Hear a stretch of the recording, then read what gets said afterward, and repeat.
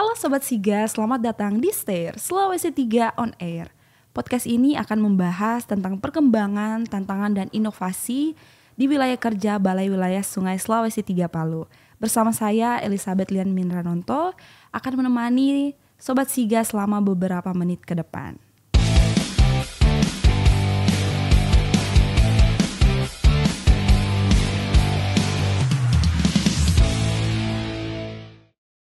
Nah, kita udah masuk pada episode ke-10 dan kita akan membahas tentang infrastruktur penyediaan air baku Palu Sigi Donggala pasca bencana. Yang kita ketahui pada tanggal 28 September 2018 telah terjadi bencana besar yaitu gempa bumi dan tsunami di wilayah Palu, Sigi, dan Donggala dan mengalami banyak kerusakan parah dan dampak yang sangat luas tentunya khususnya pada ketersediaan air bersih di wilayah Palu, Sigi, dan Donggala. Dan setelah bencana tersebut, Balai Wilayah Sungai Sulawesi 3 Palu terus bergerak untuk memperbaiki dan membangun kembali infrastruktur penyediaan air baku di wilayah tersebut. Untuk lebih memahami langkah-langkah apa saja yang telah dilakukan dari BWS Sulawesi 3 Palu, hari ini kita telah kedatangan narasumber spesial kita yaitu Bapak Eliezer Palantik STMT. Beliau adalah Kepala Satuan Kerja dari SNVT Air Tanah Air Baku di BWS Sulawesi 3. Halo Bapak, apa kabar hari ini? Baik. Hari ini kelihatannya sangat semangat sekali tentunya ya Pak untuk membagikan informasi untuk Sobat Siga yang menyaksikan podcast pada saat ini. Baik Bapak, senang sekali bisa duduk berdua dengan Bapak pada saat ini ngobrol, membagikan informasi-informasi yang penting tentunya mengenai infrastruktur penyediaan air baku Pasigala di pasca bencana. Baik Bapak, sebagai masyarakat yang awam, sebelum kita melaju ke topik yang utama, banyak pertanyaan yang belum mengerti tentang air baku, air tanah, apa yang menjadi perbedaannya Pak. Mungkin bisa dijelaskan dulu mengenai perbedaannya. Ya, terima kasih puji Tuhan ya sudah diundang dalam podcast ini. Nah, untuk SNVT Air Tanah dan Air Baku, biasanya disingkat itu SNVT Atap. Perbedaannya secara umum itu kalau air baku itu air di atas permukaan, dari sumbernya itu di atas permukaan, artinya bisa kelihatan langsung secara visual airnya, misalnya itu air sungai, itu kategori permukaan, air sungai, air danau, air dari tampungan bendungan. Nah, kalau air tanah, itu air tanah, air yang berada di bawah permukaan tanah. Nah, untuk memanfaatkannya, air tanah itu ya perlu treatment, harus dibuatkan sumur secara gali manual ataupun sumur yang dilakukan dengan pengeboran. Nah, secara prinsipnya perbedaannya kalau air baku itu bisa kelihatan langsung. Kalau air tanah, air yang berada di permukaan tanah, jadi nggak nampak secara langsung wujudnya. Jadi harus dipompa. Oh iya Pak. Kemudian kita juga sebagai masyarakat juga perlu tahu mengenai tugas dan fungsi dari SNVT Air Tanah Air Baku yang ada di Balai Wilayah Sungai Sulawesi 3 ini. Mungkin Bapak bisa menjelaskan sedikit mengenai fungsi dari SNVT Air Tanah Air Baku ini. Silakan Pak. Sedikit ya saya menjelaskan mungkin terbentuknya SNVT Air Tanah dan Air Baku. Awalnya itu penyediaan air tanah dan air baku itu melekat di SNVT PCPA BWS Sulawesi 3. Nah, kemudian di 2022 dibentuklah SNVT Air Tanah dan Air Baku di BWS Sulawesi 3. Dan kemudian secara tupoksi wilayah kerja itu dari kami itu melaksanakan kegiatan penyediaan air baku di wilayah Sulawesi Tengah, terutama di dalam wilayah sungai kewenangan pusat yang dikelola oleh BWS. Kemudian kami juga melakukan penyediaan air tanah untuk peruntukannya air tanah untuk irigasi air tanah biasa disebut JIA, dan kemudian air tanah untuk air baku. Nah, umumnya air tanah untuk air baku itu diperuntukkan di lokasi-lokasi yang ketersediaan air permukaannya, air bakunya tidak memenuhi secara kuantiti, artinya tidak tersedia secara terus-menerus. Jadi alternatif ya kita harus melakukan pengeboran air tanah. Dan case yang paling spesifik waktu tanggap darurat gempa bumi di 2018 September, itu kami langsung ditugaskan untuk menyediakan air tanah untuk spot-spot pengungsian. Nah, spot pengungsian di waktu itu memang suplai dari air baku hampir keseluruhan itu rusak total, jadi ditugaskan untuk menyiapkan air untuk kebutuhan warga. Ya alternatifnya kami lakukan pengeboran di Huntara Petobo, Huntara Loru, dan kemudian salah satu sumur itu di kantor BWS, karena dulu kantor BWS ini digunakan sebagai posko koordinasi bencana. Kemudian saat itu juga kami lakukan pengeboran di kantor PDAM di Jalan Maleo, karena waktu itu kondisinya sumber air bakunya PDAM itu memang kolaps, nggak ada lagi karena rusak total. Akhirnya permintaan dari PDAM itu untuk kami membantu mengebor. Ya mungkin itu ya sekilas dari tupoksi kami di SNVT Atap. Kita tadi telah mendengarkan penjelasan untuk pengertian air tanah dan air baku itu perbedaannya seperti apa. Kemudian juga kita telah mendengarkan penjelasan dari tugas dan fungsi dari SNVT Air Tanah Air Baku di BWS Sulawesi 3 Palu. Nah, Pak tadi Bapak menyinggung masalah bencana dan masalah kerusakan yang terjadi pasca bencana tersebut.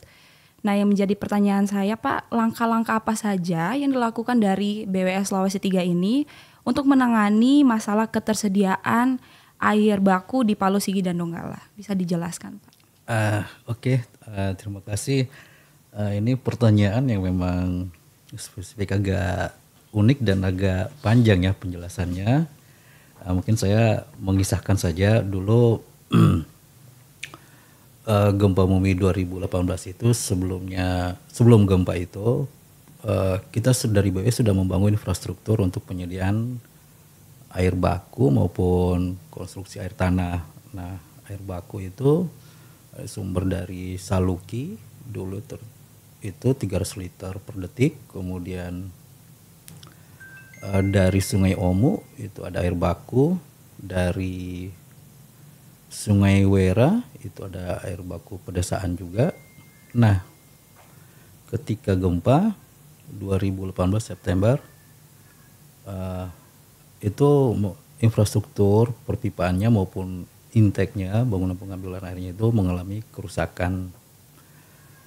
Nah, dampak gempa waktu itu memang banyak pengungsian dan tindak lanjut langkah-langkah yang konkret yang dilakukan BWS melalui air tanah dan air baku. Waktu itu ada 2 tahap. Yang pertama tahap tanggap darurat dan yang kedua tanggap rehabilitasi dan rekonstruksi.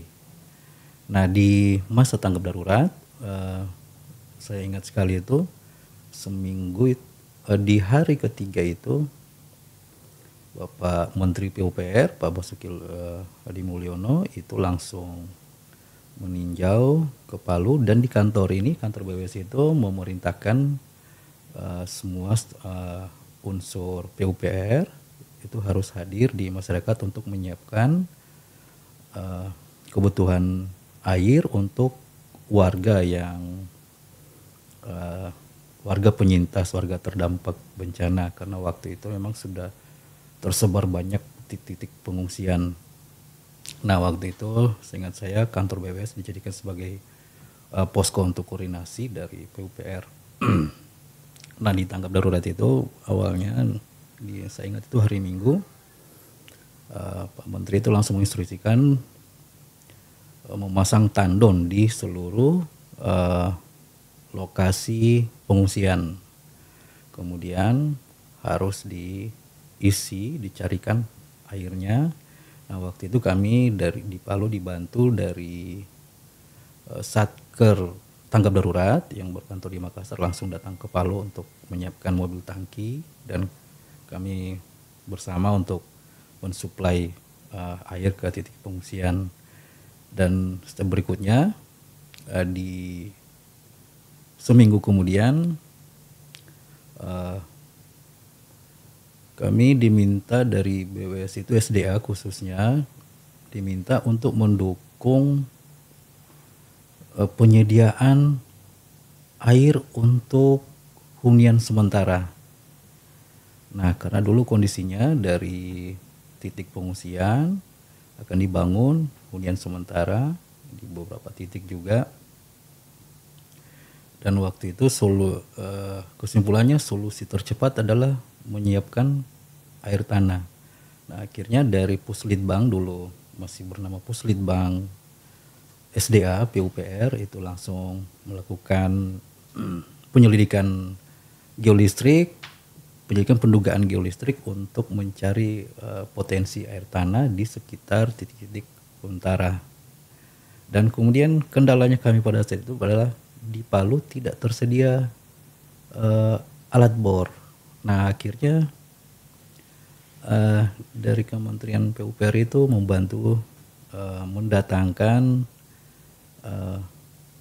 tim dan alat pengeboran dari BWS Sulawesi 1 Manado, 1 unit beserta timnya itu lengkap krunya. Kemudian dari Sulawesi Selatan, dari Balai Besar Pompengan Jeneberang juga menurunkan personil dan peralatan pengeborannya untuk melakukan pengeboran di lokasi Huntara. Dan kita patut bersyukur atas dukungan dari BWS Sulawesi 1 Manado dan BBWS Pompengan Jeneberang.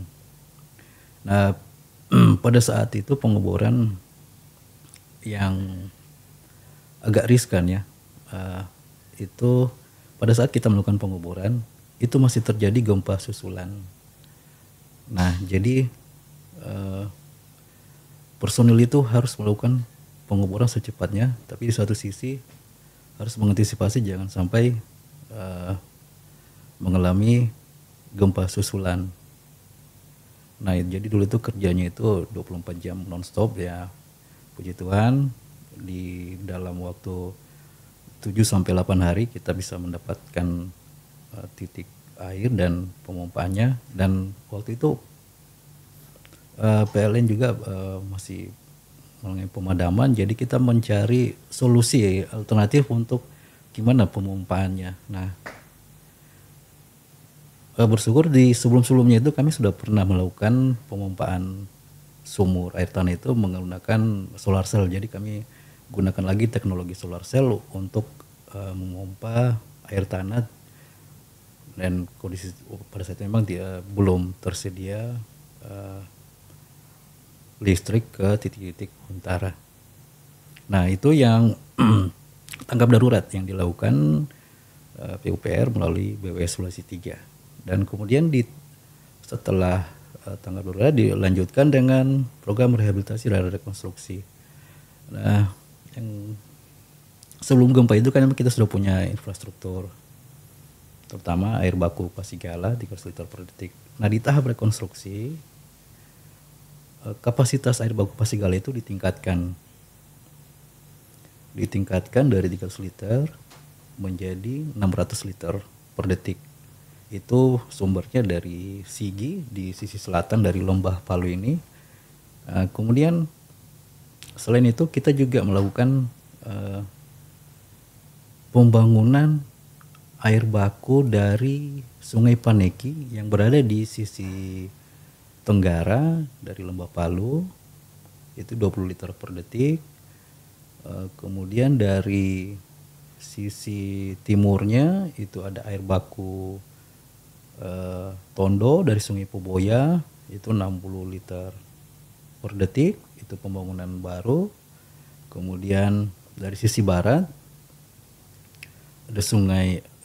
ada air baku Duyu dari Sungai Lewara, itu pengambilannya dari cek dam Lewara, mungkin warga Palu lebih familiar mengenalnya itu bendungan misterius. Nah, jadi sesuai dengan slogan Pak Menteri waktu itu bahwa rekonstruksi Palu pasca gempa ini slogannya itu adalah Build Back Better. Jadi semuanya itu kita bukan hanya membangun seperti sedia kala, tapi bagaimana mendapatkan value yang lebih tinggi lagi dari konstruksi yang dibanding konstruksi yang sebelumnya.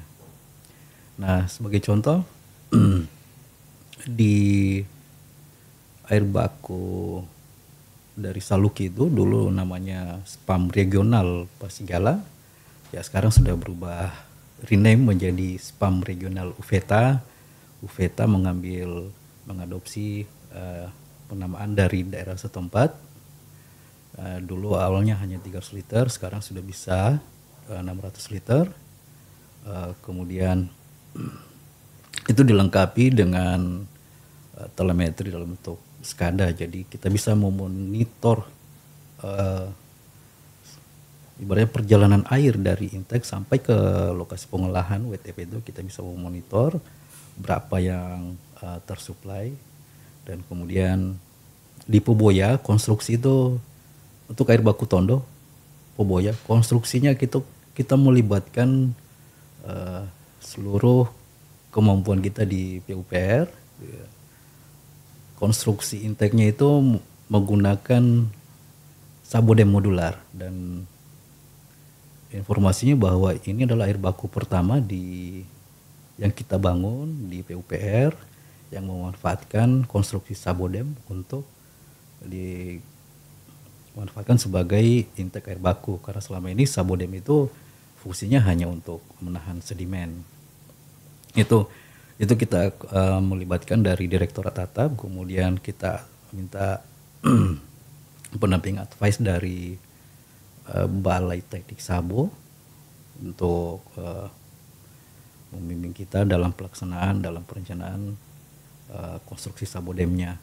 Dan kemudian yang air baku Duyo. Air baku Duyo itu kita memanfaatkan konstruksi cek dam yang sudah ada. Nah, jadi kita menambahkan pintu pengambilan untuk air baku dari sabodem existing yang sudah ada. Dan kemudian dari segi pengendapan sedimen, konstruksi intake air baku kita itu sekarang itu sudah dilengkapi. Mungkin kami menyebutnya itu sistem double kompartemen. Jadi sebelum disuplai air baku disuplai ke WTP, kami berusaha mengendapkan sedimen kasarnya, pasir atau kerikil di bangunan kantong lumpur.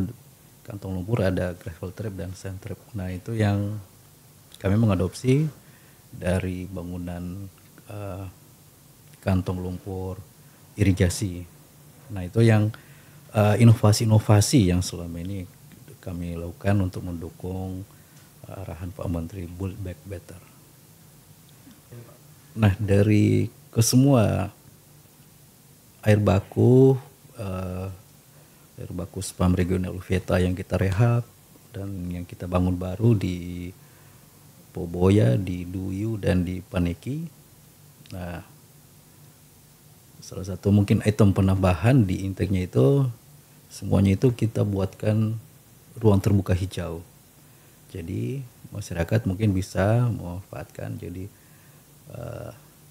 bangunan intake kita itu tidak seperti dulu lagi terlihat suram. Jadi sekarang warga bisa menjadikan lokasi intake itu sebagai alternatif untuk wisata alam. Lokasinya itu kan tersebar di sisi lembah Palu ini. Jadi kenapa sampai kita membangun, ada beberapa, kita rehab 1 spam dan 3 pembangunan baru, kita mengantisipasi. Nah, bercermin dari pengalaman gempa sebelumnya bahwa kita tidak bisa mengandalkan hanya satu sumber air.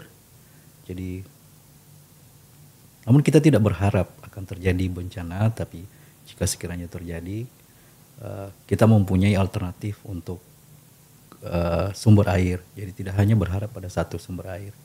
Jadi kalau misalnya emang salah satu mengalami kerusakan, kita masih bisa mensuplai dari 3 sumber air yang lain. Jadi bisa saling mensuplesi lah untuk memenuhi air bersih untuk masyarakat di Lembah Palu ini, Palu dan Sigi. Baik, terima kasih Pak. Begitu banyak ternyata langkah-langkah yang telah dilakukan dari BWS Sulawesi 3 Palu ini untuk mengatasi masalah ketersediaan air baku di Palu, Sigi, dan Donggala. Kemudian juga kita telah mendengarkan banyaknya infrastruktur yang telah direhabilitasi dan dibangun kembali untuk memperkuat ketersediaan air di masa depan. Dan tadi juga Bapak telah menyinggung spam UVETA dan mungkin bisa dijelaskan beberapa mengenai tentang spam UVETA ini kepada Sobat Siga yang menyaksikan podcast ini, Pak. Spam regional UVETA, sistem penyediaan air minum regional UVETA. Nah, penamaan UVETA regional itu karena ini mengcover pelayanannya nanti, distribusi air bersihnya itu lintas kabupaten. Nah, kalau sudah lintas kabupaten harus dibentuk satu manajemen pengelola unit pelaksana teknis UVETA. Nah, itu UVETA itu kedudukannya itu berada di pemerintah daerah Provinsi Sulawesi Tengah. Nah, itu nanti yang akan mengelola untuk membagi ke wilayah Kabupaten Sigi dan membagi ke wilayah Kota Palu. Nah, karena ini sumber airnya UVETA ini itu dari Sungai Saluki di Kabupaten Sigi, dan warga penerima manfaatnya nanti itu tersebar di Lembah Palu itu yang di Kabupaten Sigi dan di Kota Palu, termasuk kantor kita nanti akan mendapatkan pasokan air bersih dari UVETA. Nah, sehingga dibentuklah spam regional UVETA. Nah, itu tadi adalah penjelasan dari spam UVETA. Dan tadi juga Bapak sempat menjelaskan mengenai sistem SCADA. Yang ingin saya tanyakan Pak, mungkin SCADA ini mempunyai keterkaitan dengan air baku, dan jika ada mungkin bisa dijelaskan Pak. Ini implementasi ya penggunaan SCADA di sistem air baku yang terutama di UVETA dan di Poboya. Nah, sebenarnya kami itu SCADA itu mengadopsi yang sudah dilakukan teman-teman di Cipta Karya di sistem pengelolaan WTP Cabarga itu menggunakan SCADA. Jadi kami mengadopsi lah teknologi dari teman-teman di Cipta Karya di pengolahan WTP-nya. Nah, secara umum SCADA itu bisa teknologi itu untuk telemetri, pengukuran jarak jauh, dan untuk telekontrol. Nah, di penerapannya di UVETA ini kami sudah memasang beberapa sensor untuk mengukur debit, untuk mengukur tekanan pipa dalam air, sensor kekeruhan untuk mengukur tingkat kekeruhan air, dan kami juga memasang beberapa alat telekontrol. Jadi kami bisa mengontrol membuka atau menutup pintu itu dari room control yang ada di BWS. Nah, pengembangannya nanti ini sesuai arahan dari Kepala Balai bahwa semua telemetri akan disatukan dalam SCADA terutama yang sudah dibangun, yang sementara dibangun di atap ini. Dari SCADA irigasi nanti akan masuk dalam sistem SCADA di BWS yang sekarang sementara dibangun atap. Kemudian telemetri dari teman-teman PSDA, dari ground station curah hujan, klimatologi, dan pos AWLR itu nanti akan terkirim nanti datanya ke server di BWS ini. Jadi kita nanti akan memantau dari room controlnya, satu room control command centernya di BWS. Nah, itulah secara singkat penjelasan terkait SCADA. Jadi bahasa umumnya telemetri, kita memantau langsung dari kantor. Jadi kalau misalnya terjadi hujan atau penumpukan sedimen di intake, itu bisa kita langsung monitor dan nanti sistemnya itu akan real time. Misalnya terjadi permasalahan di lapangan, itu akan langsung terkirim ke masing-masing handphone petugasnya. Kami sekarang sedang merancang untuk mengirim ke WhatsApp dan ke Telegram. Jadi lebih responsif lah kalau misalnya ada permasalahan lapangan, petugas akan lebih, dari kami akan lebih responsif untuk turun ke lapangan untuk penanganan. Kemudian dari segi antisipasi banjir, ya kalau banjir memang kami harus melakukan treatment di intake. Itu kami juga di intake kami juga sudah memasang kamera pantau CCTV.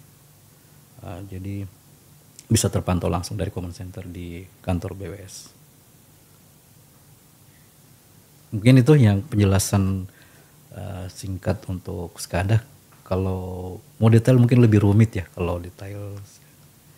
Nah, memang kami akui sifatnya kami sekarang baru membangun sistemnya. Oke, demikianlah penjelasan mengenai sistem SCADA untuk mempermudah monitoring real time ya Pak.